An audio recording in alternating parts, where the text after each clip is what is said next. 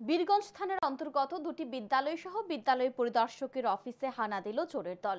জানা যায়, সোমবার রাতে চোরের দল অমরপুরের বীরগঞ্জ থানার অন্তর্গত দক্ষিণ অমরপুর টাউন উচ্চতর মাধ্যমিক বিদ্যালয়, অমরপুর উচ্চতর মাধ্যমিক বালিকা বিদ্যালয় ও অমরপুর বিদ্যালয় পরিদর্শকের অফিসে হানা দেয়।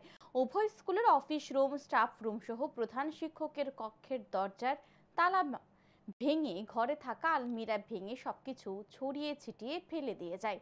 চোরেরা উভয় স্কুল থেকে সামান্য কিছু নগদ অর্থ নিয়ে গেছে।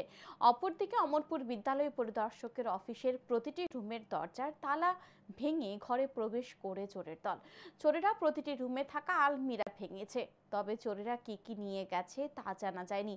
বিদ্যালয়ের পরিদর্শকের অফিস থেকে চোরের দল সিসি ক্যামেরার হার্ড ডিস্ক চুরি করে নিয়ে যায়।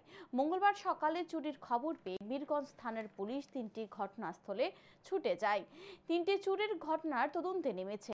এখন দেখার পুলিশ এই চুরির ঘটনার কিনারা করতে পারে কিনা।